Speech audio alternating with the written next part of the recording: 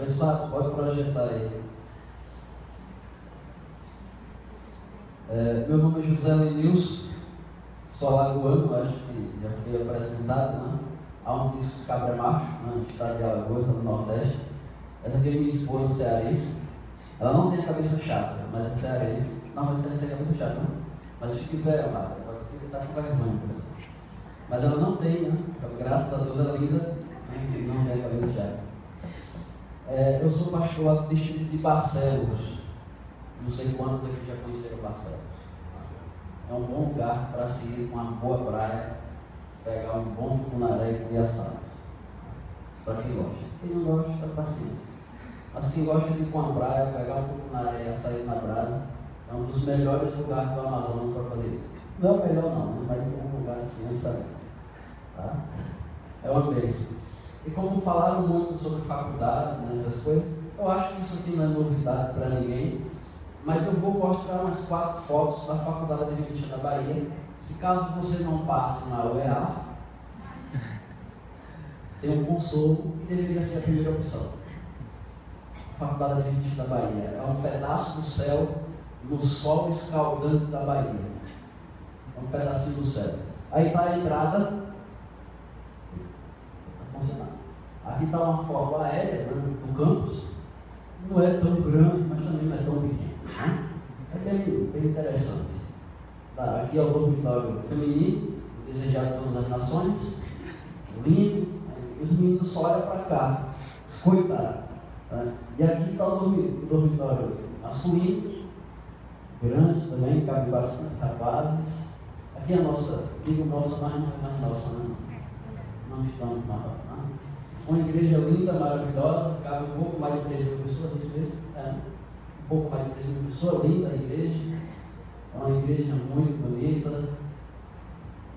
O nosso seminário, a entrada do nosso seminário, onde eu me formei com essa figura aqui. Só vamos juntos, tá? Só em horário do propósito, de manhã e tarde. E aqui nossa biblioteca. A entrada até que é miudinha, mas ela é grande. E aqui está o melhor lugar da faculdade, pessoal. Aonde burro e eu não gosto de ir. Tá? Comer. É um bom lugar. Aqui está a minha foto com a minha esposa. Aí eu estava mais magro. Agora eu estou um pouquinho mais forte. Para aqueles que não casaram, um casamento tão bom que engorda. E quem não casou, casa, que é uma bênção do céu. Só toma cuidado aonde eu não comer, para não engordar tanto. Porque eu engordei 30 quilos em 5 anos. Isso não é muito bom, né? Isso não é saudável. Mas, tirando as apresentações, vamos para a palavra de Deus. Vamos fazer uma oração? Oremos. Querido e bondoso Jesus, nesse momento tua palavra vai ser aberta, iremos ler aquilo que escreveste para nós e pedimos que nesse momento teu Espírito Santo esteja comigo e com todos que aqui se encontram. Fale ao nosso coração. Se for para repreender, que repreenda. Se for para consolar, que console. Mas nos alcance nessa noite. É o que nós te pedimos por Jesus. Amém. O título que eu coloquei, Integridade a toda prova, tem um hino nosso jovem que diz fiel a toda prova. As jovens ali devem lembrar muito desse hino, né? Foi até o grupo dela que louvou o Senhor pelas dificuldades. Né? Louve o Senhor pelas dificuldades. A irmã White diz que as provações são obreiras do Senhor, são através dela que Deus nos molda, nos transforma e nos faz pessoas aptas para ir para o céu. Você está entendendo claramente que se não for elas, possivelmente não herdaremos a tão esperada terra prometida pelo Senhor. Aí a pergunta que eu faço é isso: a nossa integridade para com o Senhor, ela depende de circunstância? Ela pode ser medida ou avaliada ou decidida pelas circunstâncias, ou deve ser da mesma forma que Deus é para conosco? Porque a fidelidade de Deus, todo mundo sabe, ela é fiel, eterna e não vacilante. Deus, ele não vacila para conosco, certo? A nossa fidelidade para com ele também deve ser de forma da mesma ideia, né? Mas infelizmente não é, né? Mas deveria ser da mesma forma. Nós deveríamos ser fiéis a Deus, independente se estamos bem ou se estamos mal. Se tem dinheiro ou se não tem, se tem saúde ou se não tem. A proposta da Bíblia de fidelidade é independente das circunstâncias, em todos os aspectos que a Bíblia nos cobra. Porque, como você sabe, a Bíblia ela pede um ideal nosso. E é um ideal que humanamente é impossível ser alcançado. Mas com o poder de Deus, chegaremos um dia lá. Certo? Porque nós devemos também acreditar nisso. A perfeição ainda não alcançamos, mas vamos chegar um dia. O verso escolhido, eu acho que o irmão já abriu, os demais também. Vamos lá, o que ele diz aí? Em tudo isso, Jó não pecou, nem atribuiu o quê? A Deus falta alguma. Em que? Todos aqui conhecem, creio, a história de Jó, certo ou errado? Acredito que a história de Jó não é novidade para mim. Na verdade, nenhum assunto da Bíblia deve ser novidade para nós, tá? Todos deveriam ser conhecidos. Mas, amados, eu acredito que se nós ficassemos só com esse verso hoje, você lembrando da história de Jó, já daria para ajudá-lo com essa pergunta, ou com essa afirmação do título, e irmos para casa. Fidelidade a toda prova, ou integridade a toda prova. E, mediante a situação que Jó passou, esse verso fala algo interessante. Em tudo aquilo que Jó passou, ele não pecou, ele não atribuiu a Deus falta alguma. Jó mostra muitas coisas, muitas coisas, mas uma das coisas que eu gosto que ele mostra que é fácil, é um homem, um servo de Deus, sendo fiel a Deus na riqueza, na sua época, na muita riqueza. A Bíblia chega a dizer que ele era o homem mais rico do Oriente, ou seja, era rico mesmo, para a sua época, era muito rico, e Deus apresenta ele fiel, íntegro, reto, se desviando do mal na riqueza. Mas também apresenta uma situação que aconteceu com ele de repente, mas também apresenta o mesmo Jó fiel. Apresenta um homem sendo fiel a Deus nos dois opostos, na riqueza, na pobreza, na extrema pobreza, desde dinheiro, a saúde e a familiar, porque ele perdeu tudo, mas ele permaneceu fiel. Essa é a proposta da Bíblia. Eu não vou dialogar muito, mas vou tentar resumir mais um pouco a história de Jó, só para lembrarmos, para ficar fresca a história na nossa cabeça, para juntos sairmos daqui com um propósito fim que é esse. O propósito da meditação, amados, é nos desafiar novamente, sermos fiel a Deus, independente das circunstâncias.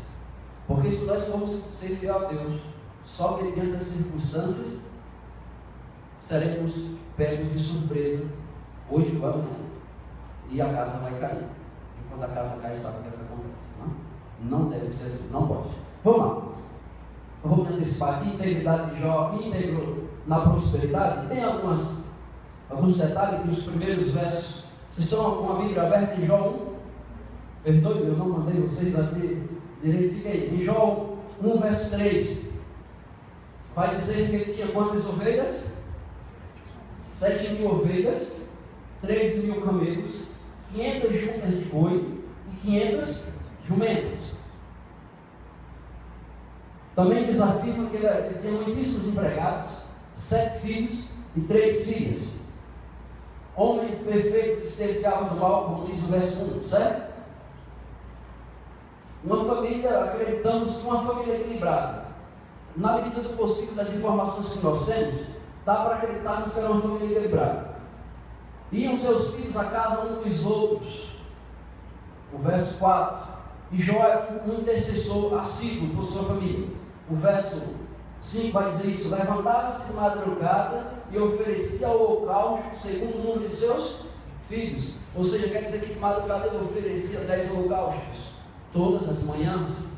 Dá a entender que ele era um homem reto e realmente íntegro. E isso no momento de abundância, no momento de riqueza.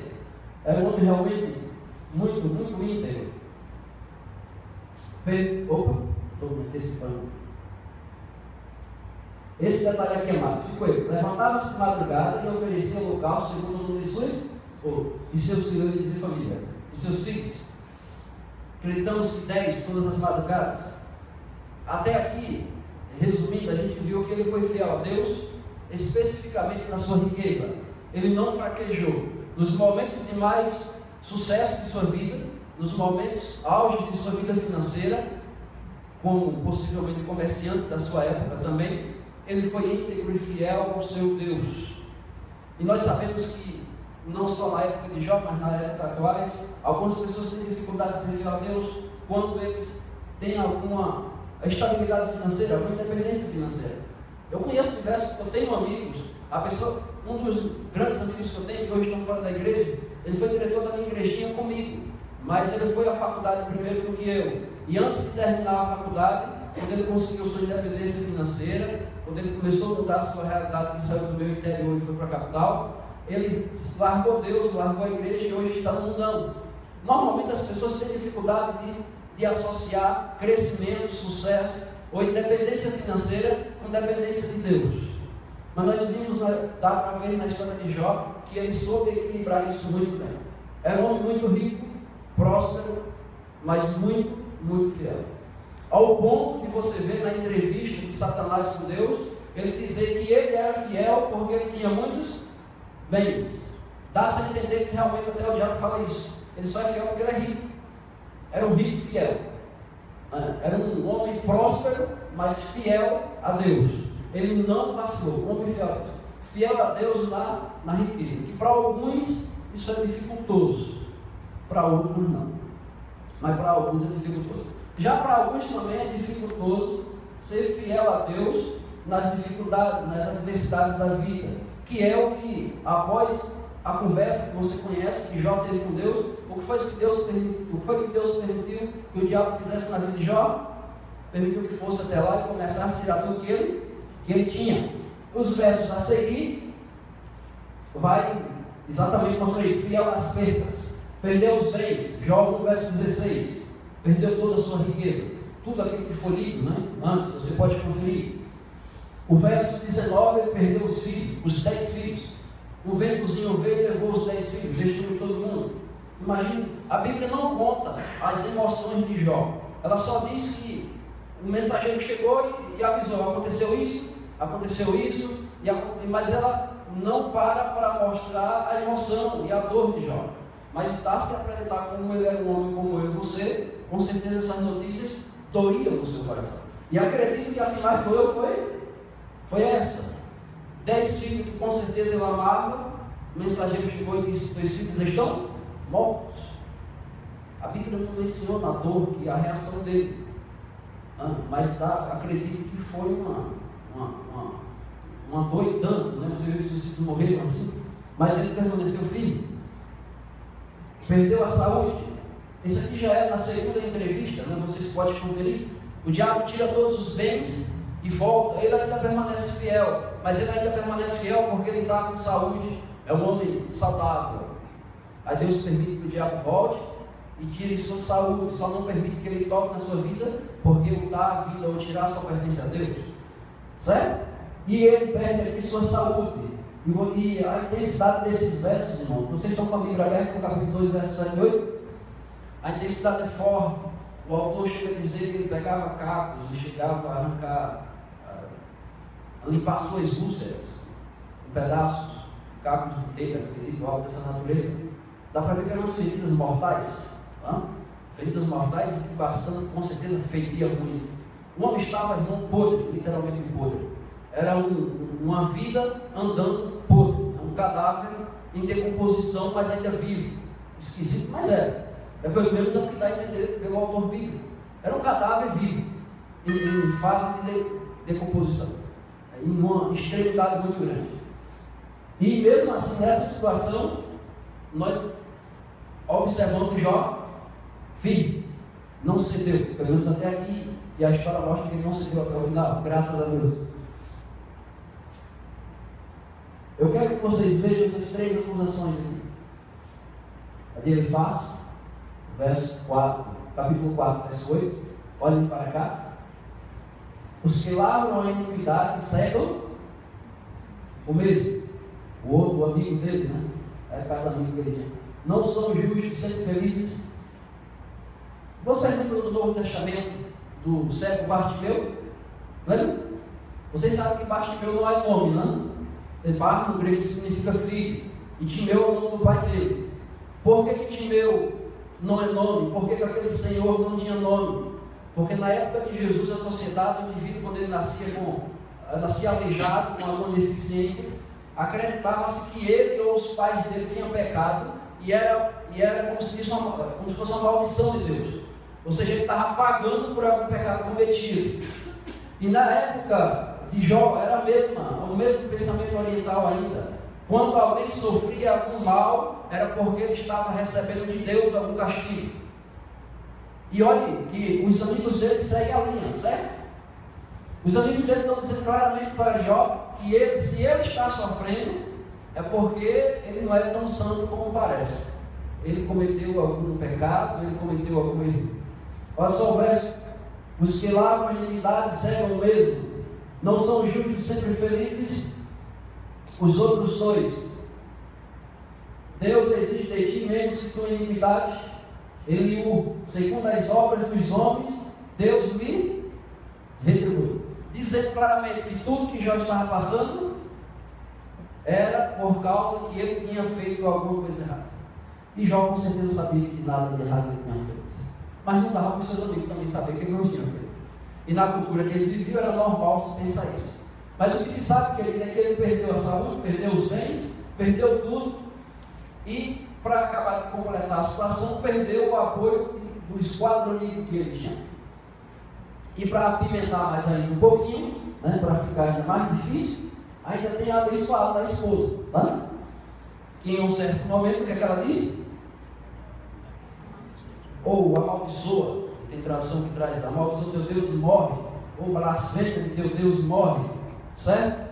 Nós condenamos muito essa mulher, né, que ela realmente foi muito forte, a palavra dela.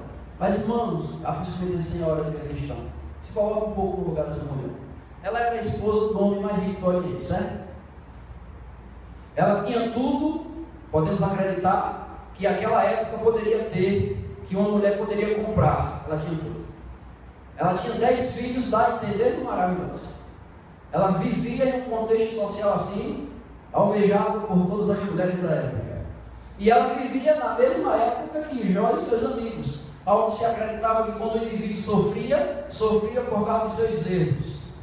Agora ela está sem marido, sem filho, sem casa e sem dinheiro. E quem é o culpado? Na mente dela, porque ela está inserida naquela sociedade, quem é o culpado? O marido. Se ela está passando fome, perdeu os filhos, perdeu todos os bens, quem é o culpado? O homem que ela tanto amava.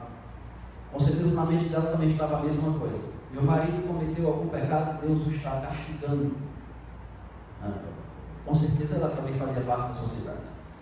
Não é difícil lidar, não é fácil dar uma situação dessa para a mulher, no caso. Mas não justifica, não tem jeito, não? Mas esse seria o caminho e a dor dela. Mas depois de tudo isso, depois de Jó perder a saúde, perder os filhos, perder os bens, não ter o apoio dos amigos, não ter o apoio de sua esposa, ele ainda permaneceu fiel. Ele permaneceu fiel a Deus quando tinha tudo e quando literalmente também perdeu o significado literal da palavra tudo. Não sobrou? Quer dizer, podemos dizer só um pontinho, sobrou a vida. Só sobrou a vida. Mas ele continuou sendo fiel a Deus. Tem um verso dele que é um verso muito forte. Pense na intensidade desse verso, irmão. Ainda me mate. Olha a intensidade do verso.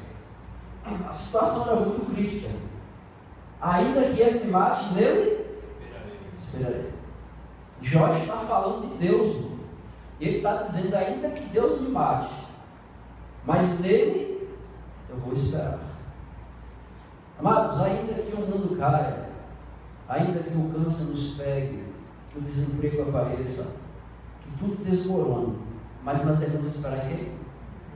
Em Deus.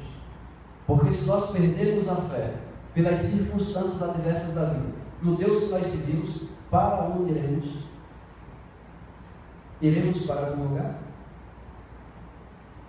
É por isso que o culto de quarta-feira devemos ter muita coisa para agradecer. E se aqui chegamos pela bondade e a proteção de Deus, como diz Lamentações 3, verso 22. As misericórdias do Senhor são as causas de não sermos possuídos. Não tem outra. E Deus tanto pode nos abençoar na fartura, como na escassez. E Jó mostra, irmão, com muita clareza isso. Tem outro verso dele, no capítulo 19, verso 25 a 27. Está um pouco resumido aí, você pode acompanhar na Bíblia. E vai ter mais algumas palavras diferentes.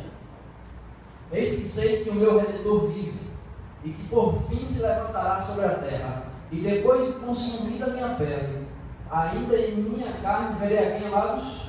A Deus. Vê-lo-ei por mim mesmo, e os meus olhos o verão, e não outro.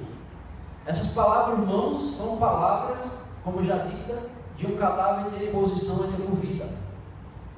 Um homem que estava morrendo, o seu corpo estava se acabando com câncer, com úlceras.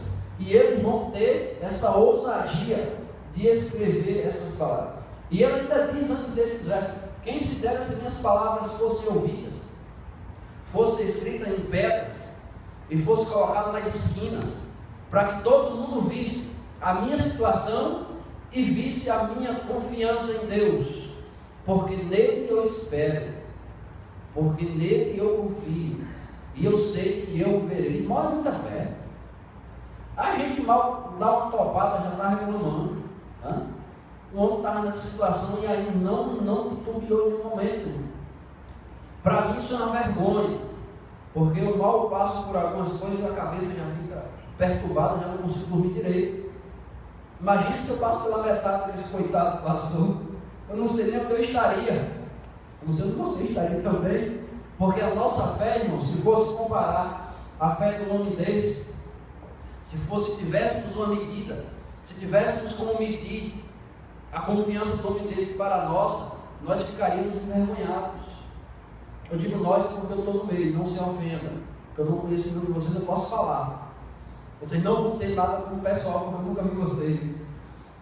Fica até mais fácil para mim falar do que para ele falar, porque ele já conhece algum de vocês. Não se sintam ofendidos, porque infelizmente, irmão, a nossa confiança em Deus muitas das vezes não está como deveria estar. Eu não estou dizendo, irmãos, que a gente não vai chorar quando a dor chegar, porque ninguém é de fé, tá? Mas como diz Paulo, se não me fala agora, em Tessalonicenses, que venhamos chorar, mas não com lágrimas de desespero como fazem os demais. Porque o crente chora, mas ele chora com a certeza do consolo. Ele chora com a certeza de que tem algo melhor para ele lá na frente. Mas chora porque é ser humano, não aguenta. Quando se está perto, a gente sente, não? Fazer o que? Paciência. Mas que as lágrimas venham por causa da dor, mas não venha lágrima por falta de esperança ou por desespero. Porque é o Deus que nós servimos, precisamos aprender a reagir como Jó reagiu, para a nossa própria felicidade. Tem um verso aqui de Isaías 1, verso 19 a 22 versos. Vamos ler juntos aí para não dar sono? A gente está encerrando, tá? Não durma não. Vamos lá, vê se vocês estão comigo aí, vamos lá. Se quiserdes e obedecerdes, comereis o melhor desta. Mas se recusardes e fordes rebeldes, sereis o quê? Por quê? A boca dos simples. Qual é a promessa divina? Se nós quisermos, vamos comer o melhor desta terra. Irmãos, como diz a luz por aí, cedo ou tarde, a bênção chega. Na verdade, ela nem chega tarde e nem cedo. Ela chega na hora que Deus planejou que ela chegasse. Não chega nem antes, nem depois. A de Jó chegou no momento que tinha que chegar. Mas para ela chegar, ele precisou permanecer firme. O segredo é esse. Por isso que o Apocalipse diz que aquele que perseverar até o fim será salvo. Não é aquele que não chorar, não é aquele que não pecar, não é aquele. Não, é aquele que ficar firme até o fim. Vamos ver o final da história de Jó, para alegrar os corações, né? Já que a gente falou só de coisa ruim. Abram seus Bíblias em Jó 42, se não estiver aberto, abra em Jó 42. E vamos encerrar nossa meditação vendo isso aqui.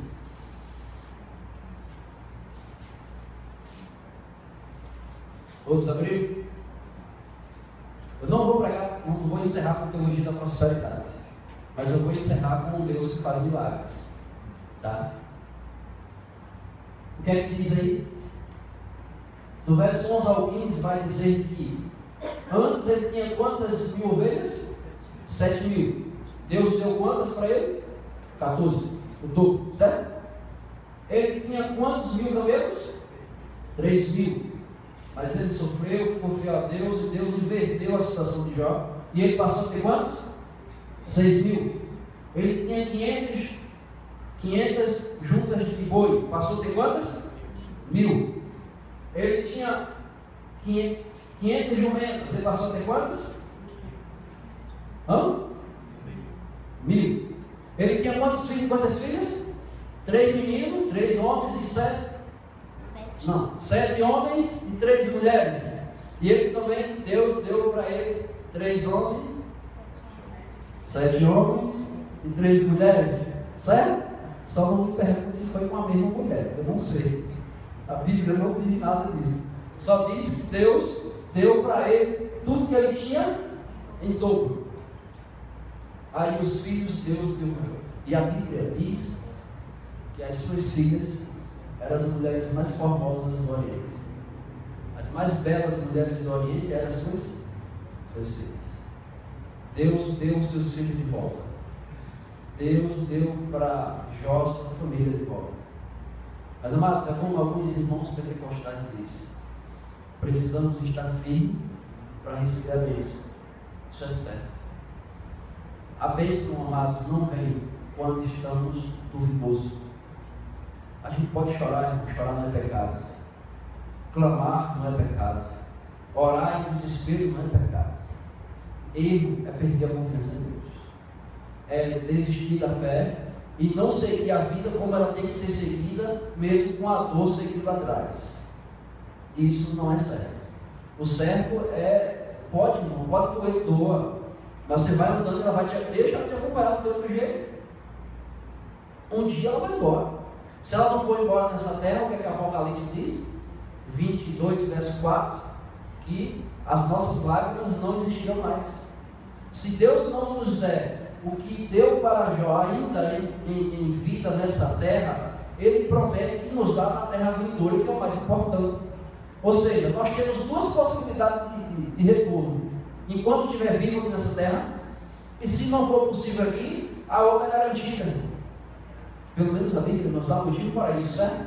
Acreditar que se Deus não nos recompensar aqui, Ele vai nos recompensar na salvação, com a salvação eterna, que não tem como comparar, aqui é o dobro, mas o que a Bíblia diz que será a nova terra, não tem como medirmos se será o dobro, o triplo, não dá para medir. Só sabemos que Paulo disse que olho nunca viu, mente alguma nunca imaginou, não temos a menor ideia, só sabemos que o negócio é muito bom, tá? É muitíssimo bom, excelentíssimo bom, não sei quais seriam as palavras que poderíamos achar no dicionário para dizer a intensidade de como é bom essa promessa vindoura de Cristo para nossas vidas. Mas, amados, ela vai ser exatamente para aqueles, como está lá em Apocalipse, para aqueles que perseverarem até o fim. Mesmo passando por alguma dificuldade, como Jó passou, sofrendo algumas coisas, mas precisamos estar firmes. Eu fui na internet, imprimi um arquivo, lá perto da igreja católica do Hotel Cachoeirinha, na cidade de uma escola. Aí no computador do rapaz tinha a tempestade, a tempestade, ela valoriza o sol ao amanhecer. Alguma coisa assim, deu para entender? Eu ouvi rápido, mas eu ouvi a tempestade valoriza o lindo sol quando amanhece. Vocês já viram um campo bonito quando o sol começa a clarear ele após o dia de tempestade? Como um negócio bonito? Não é lindo, não. Mas aquela imagem só existe porque a tempestade veio no outro dia anterior. Entendeu? Senão vai ser uma imagem bonita, mas não como aquela. Aquela é mais bonita, porque a tempestade passou anteriormente e deixou ela pronta para quando o sol raiasse, ela ficasse exuberante, bonita. Ela ficou na cabeça, eu lembrei agora, foi ontem que eu vi no computador da Lan House assim, e é assim que funciona. Eu vou encerrar dizendo, não sei quantos aqui já leram, eu acredito que todos. A irmã White diz claramente, eu ia pôr o texto, falei, mas acabei esquecendo, que as obreiras, que as provações da vida são obreiras do Senhor. E Ele usa ela da mesma forma que alguém usa um diamante quando vai trabalhar, uma pedra trabalhada, e depois dela trabalhada, ela se torna muito valiosa.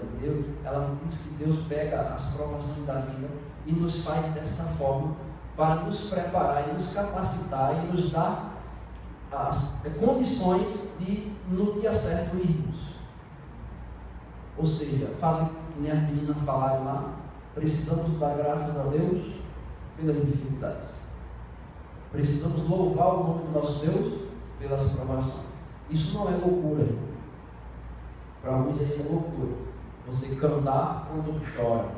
Você sorrir quando dói. Isso é coisa de só de crente. Tá? Porque para o mundo fora das portas da igreja isso é loucura. Você sorrir quando tem um carro, quando tem um emprego, quando sorrir está tudo bem. Quando está tudo bem, vai sorrir para quê? Sorrir para quê? Qual é a graça que tem sorrir sem emprego? Mas o crente, tem emprego ou não, tem saúde ou não, ele está cantando louvores ao seu Deus. Essa é a proposta da Bíblia. Né? E esse é o jogo que a Bíblia apresenta. Rico, fiel. Pobre, fiel. Quase morto, fiel. Podre, fiel. Não tem outro lugar. Não existe espaço na Bíblia para infidelidade ou para uma falta de vida feliz. Mas como um homem falho, que somos de vez em quando nos damos o luxo de arrumar motivos para não ser fiel a Deus, de arrumar motivos para não ter uma vida íntegra e reta de Deus. Mas apesar que somos ilusórios, porque Deus nunca vai nos dar razão para reclamarmos ou para sermos infiel para o irmão, porque Ele pode muito bem reverter a situação ruim em boa, ou a boa em ruim, para nos dar uma baita lição. Eu convido vocês a ficarem em pé e cantarmos o hino 240. De forma que vocês gostam muito de música militar, e particularmente eu gosto muito também. 240 do nosso cenário. É um hino que fala sobre segurança, sobre esperança, sobre fé. E que se estivermos realmente com Cristo, nossa fé vai ser inabalável.